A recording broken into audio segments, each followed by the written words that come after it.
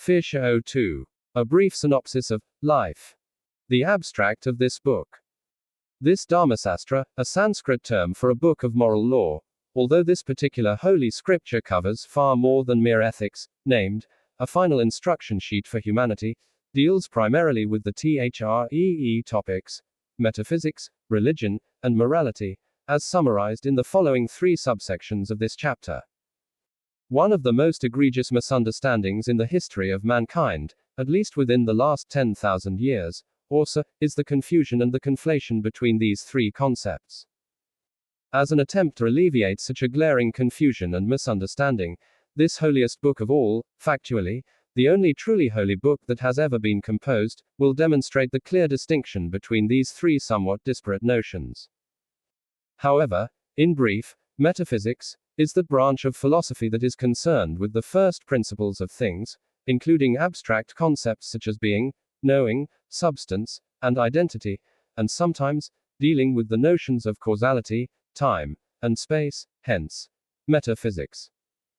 Religion is a method by which the individual self is united with the universal self, or in order to put it in more pragmatic terms, the process of finding genuine peace and happiness. Whilst morality, ethics, deals with how any particular conscious action either benefits or harms oneself, other persons, human society, or the natural environment. Perhaps the root cause for most humans confusing and/or conflating these three differing fields is due to the fact that virtually all religious traditions embody all three concepts. In order to provide an example, the most popular organized religion in human history, Christianity, features a monotheistic metaphysical schema, and as a direct consequence, presupposes devotional religious practices, as well as the moral position known as divine command theory, that is, ethical norms grounded on whatever rules and regulations are imposed upon humanity by the supreme creator God. Even non-theistic traditions, such as Buddhism, are predicated on a kind of metaphysical assumption, usually, idealism or monism, practice a system of religion, yoga, in Sanskrit, as well as a set of contrived moral norms that are to be followed, in the case of Buddhism, a list of so-called laws, or skillful actions, devised by its founder and main preceptor, Lord Sri Siddhartha Gautama. So, essentially, those who accuse religion for being false, bogus, unscientific, or even downright evil, are conflating the religious aspect of the tradition, usually, a system of rituals and devotional observances, with the metaphysical and/or moral facets of the tradition. For instance, in the Western world, a majority of individuals criticize the three Abrahamic traditions for being a complete sham, simply due to the fact that their supernatural presuppositions contain a number of scientific inaccuracies, and due to a fierce hatred for Jewish, Christian, and Islamic ethics, especially their strictures in relation to sexuality and the role of women, even though their mystical practices can be rather beneficial. Conversely, those religionists who blame atheism for being responsible for moral decay are also conflating metaphysics with morality, for it could easily be argued and proven that many of the most morally praiseworthy humans in history subscribe to a non-theistic metaphysic. Metaphysics. Everything, both perceptible and imperceptible, that is to say, any gross or subtle object within the material universe that can possibly be perceived with the cognitive faculties, plus the subject, i.e. the observer of all phenomena, is unknowingly to what most humans typically refer when they use the term God, because they usually conceive of ultimate reality as being the perfect person, and God is a personal epithet of the impersonal absolute. However, this anthropomorphized conception of the monad is a fictional character of diverse mythologies.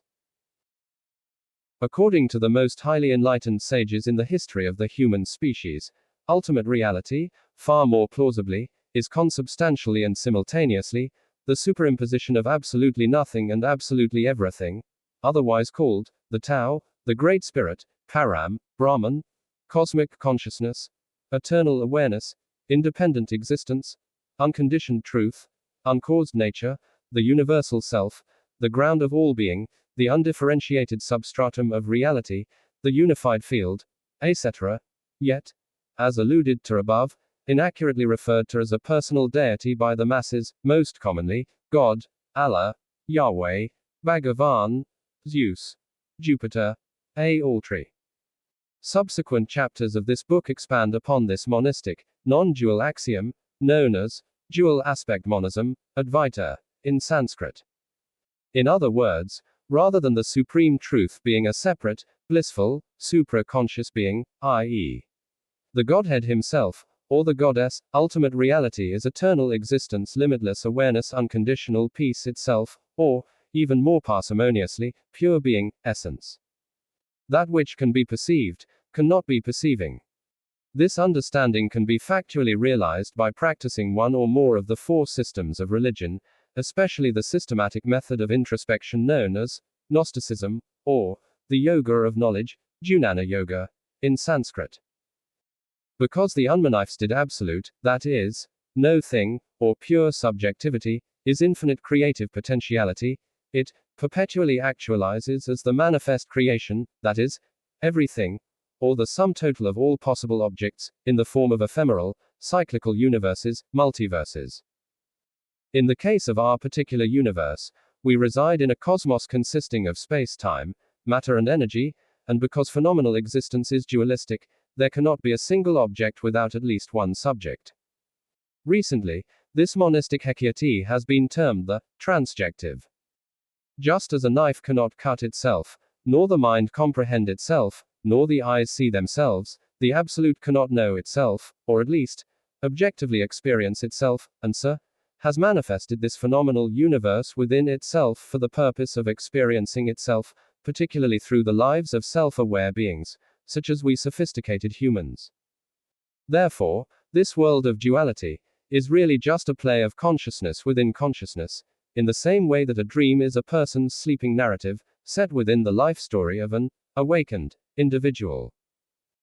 Purportedly, this universe, composed of mind and matter, was created from the initial event, the so-called Big Bang, which started, supposedly, as a minute, slightly uneven ball of immeasurably dense light, which in turn, was ultimately instigated by extra-temporal supra-conscious bliss. From that primal event, every motion or action that has ever occurred, has been a direct or indirect result of this expansion. Just as all the extant energy in the universe was once contained within the inchoate singularity, infinite consciousness was necessarily present at the beginning of the universe, and is, in no way, an epiphenomenon of a neural network. Discrete consciousness, on the other hand, is entirely dependent on the neurological faculty of individual animals. The more highly evolved the species, the greater its cognitive abilities. Sarvam Kalvidam Brahma is a Sanskrit maxim from the Chandogya Upanishad, meaning, all this is indeed Brahman, or everything is the universal self alone. There is naught but eternal being, conscious awareness, causeless peace, and you are, quintessentially, that. This theory of everything can be more succinctly expressed by the mathematical equation E equals R, everything equates to infinite awareness. Religion. Humans, essentially, are this eternally aware bliss, acting through an extraordinarily complex biological organism, comprised of the 8 rudimentary elements: pseudo-ego, the assumed sense of self, intellect, mind, solids, liquids, gases, heat, fire, and ether, 3-dimensional space. When one peers into a mirror, one does not normally mistake the reflected image to be one's real self, yet that is how we humans conventionally view our ever-mutating forms. Rather, we are, in a more fundamental sense, that which witnesses all transitory phenomena.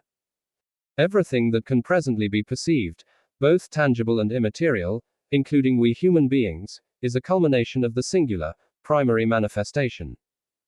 That is the most accurate and rational explanation for karma. Everything was preordained from the initial spark, and every subsequent action has unfolded as it was predestined in eternity, via an ever-forward moving trajectory.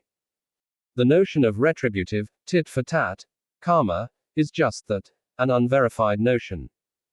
Likewise, the idea of a distinct, reincarnating, soul, or spirit, is largely a fallacious belief. As a consequence of residing within this dualistic universe, we experience a lifelong series of fluctuating, transient pleasures and pains, which can take the form of physical, emotional, and/or financial pleasure or pain. Surprisingly to most, suffering and pain are not synonymous. Suffering is due to a false sense of personal agency, the belief that one is a separate, independent author of one's thoughts, emotions, and deeds, and likewise, that other persons are autonomous agents, with complete volition to act, think, and feel as they desire. Another way of stating the same concept is as follows. Suffering is due to the intellect being unwilling to accept life as it manifests moment by moment. Whatever state in which we currently find ourselves, is the result of but two factors: our genetic makeup at conception and our present life conditioning, which may include mutating genetic sequence. Every choice ever made by every human and non-human animal was determined by those two factors alone. Therefore, free will is purely illusory, despite what most believe. Chapter 11 insightfully demonstrates this truism. There are 5 symptoms of suffering, all of which are psychological in nature. 1. Guilt. 2. Blame. 3. Pride. 4. Anxiety. 5. Regrets about the past and expectations for the future. These types of mental suffering are the result of misunderstanding what was explained above, that life is merely happenstance, and is not precipitated by any particular entity. No living creature, including Homo sapiens, has individual free will. There is only the universal, divine will at play, acting through everybody, to which William Shakespeare famously alluded when he scribed, "All the world's a stage, and all the men and women merely players." This illusion of liberty of volition is excruciatingly difficult, if not utterly impossible, for most humans to surmount. The human organism is basically a biopsychological machine, comprised of the 5 gross material elemental groups, which one can perceive with the 5 bodily senses, and the 3 subtle material elements, which contain images, memories, feelings, and abstract thought objects. The antidote to all mental anguish, first of all, is to discern pain from suffering, and then, to achieve complete relief from that miserable state of existence, by abandoning the erroneous belief in personal authorship, and abiding in the primordial sense of being, the unqualified I am, that is one's core identity. This is akin to the peace that is experienced each night during the dreamless, slow wave phase of the sleep cycle. This, resting imperturbably as flawless awareness, can be practiced on a regular basis, until it is fully assimilated and integrated into one's life. Every adult human being, from time immemorial, has been either intentionally or unwittingly seeking such causeless peace, most commonly in psycho-physical pleasures, or in creating wealth and in the acquisition of material possessions, or else by practicing one of the 4 systems of yoga, a Sanskrit term meaning religion, or union, delineated in the 16th chapter of this opus. This peace of mind is also referred to as happiness, joy, or love, and often presumed to be a temporal state, since many assume, incorrectly, that continuous peace is unavailable in this life. Fortunately, that is not the case. It is eminently possible to live one's life acquainted with unbroken peace of mind, if it is destined. So, essentially, actual religion, by definition, is this union of the self with the self, which results in true peace of mind, and it is not at all any bizarre belief system, such as proposed by virtually every single, so-called, religion, that one may come across, such as the Abrahamic faith traditions, the animistic beliefs of Aboriginal populations, and even the silly, nonsensical dogmas propounded by most all Hindu and Buddhist schools. In order to seem fair and unbiased, it is indeed possible for adherents of theistic doctrines, such as Judaism, Christianity, Islam, and the majority of Indian traditions, to also find peace and happiness by practicing a system of devotional yoga, but at the expense of both being susceptible to sectarianism, and to possessing an extremely flawed metaphysical understanding of reality. In other words, one who spends several hours per day praying to a conception of the supreme deity, God, singing hymns, reading scriptures, and possibly witnessing his or her faith to others, can certainly reach a level of contentment that greatly surpasses the kind of happiness experienced by the average human, yet he or she cannot help but be thoroughly deluded in her metaphysical beliefs, and will necessarily be afflicted with a somewhat flawed understanding of morality, since, as a monotheist, she will almost certainly subscribe to divine command theory, as opposed to Dharma. Morality. Following Dharma, frameworks of authentic morality, ethics, and societal duties, is not guaranteed to achieve this desired tranquility of mind, but even so, it is beneficial for individuals, since it establishes a structure that enables one to more easily elevate oneself beyond the mundane, animalistic platform, i.e., the base pursuits of eating, sleeping, and mating. Intrinsic to Dharma is the division of the adult male population into the four classes of society, and the inherent role of girls and women within society, as fully elucidated in latter chapters of this holy scripture. In the all-important 12th chapter of this most important work of all literature, it will be fully demonstrated that there is but a singular meta-ethical theory, and it will be explained how this meta-ethical position applies to our daily actions, a field known as normative ethics. In a nutshell, morality, ethics revolves around how any human, and sometimes non-human, action benefits or harms the actor, other living organisms, human society as a whole, and possibly the inorganic environment. As clearly stated in the two so-called red letter paragraphs of that lengthy chapter, those intentional actions that result in beneficial outcomes, according to the principles of Dharma, are considered to be moral, whilst those intentional actions that result in harmful outcomes, again, according to the principles of Dharma, are considered to be immoral. In some cases, an action may be neither moral nor immoral, e.g., accidental, and are termed amoral, at least according to Dharma. Because the arena of law, morality, ethics, best referred to by the Sanskrit term, Dharma, can be an extremely contentious area, due to every individual person being predisposed to his, her own unique subjective opinions on moral action.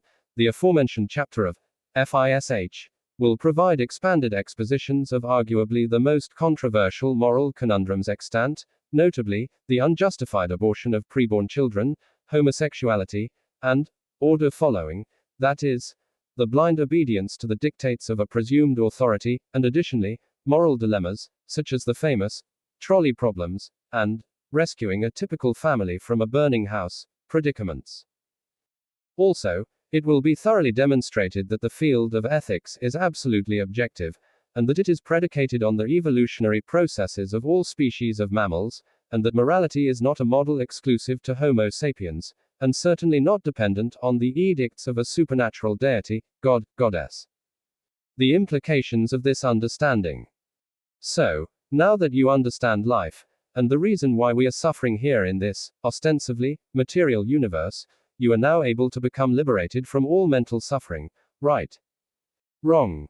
It is imperative to approach an authentic spiritual master, to assist you to come to the above realization, by slowly undoing your past conditioning. Just as you have been conditioned over an entire lifetime to think one way, you need to be reconditioned to think another way, in alignment with your hypostatic identity as the divine. For one who has himself for a teacher, that man has a veritable fool as his teacher. Even if you adhere closely to the precepts of a competent teacher of yoga, religion, you may still not come to a full understanding of life, but if you are sincere, humble, and dedicated, you will definitely find more peace in your daily life, all of which was destined to occur, of course. Furthermore, if you are suitably qualified, and it was ordained, you may be fortunate enough to receive discipline from one of the extremely rare, fully enlightened masters, residing on earth at any given time, perchance, even the current world teacher himself, and subsequently realize the aforementioned philosophical concepts, by diligently studying authoritative doctrines, especially the most vital work of literature ever composed, this final instruction sheet for humanity, serving your guru with great reverence and devotion, and by deliberately avoiding unjustified, undue harm to oneself, to other individuals, to society as a whole, and to the natural environment, including other life forms. Most beneficially, you are urged to become vegan, since carnism, the destructive ideology that supports the use and consumption of animal products, especially for food, is arguably the foremost existential crisis, alongside illegitimate, non-monarchical governance and feminism. Best wishes for your unique, personal journey towards unalloyed peace and happiness. The cure for nescience is unerring knowledge. You are this universe, and you are creating it at every moment, because, you see, it starts now. It didn't begin in the past. There is no past. The Godhead is never an object of its own knowledge, just as a knife doesn't cut itself, fire doesn't burn itself, light doesn't illumine itself. It's always an endless mystery to itself. I don't know. Find out again who you really are, so when death comes, what a funny thing will happen. Death comes, and will find no one to kill. But while you are identified with your role, with your name, with your ego, there's someone to kill. But when you are identified with the whole universe, death finds you already annihilated, and there is no one to kill.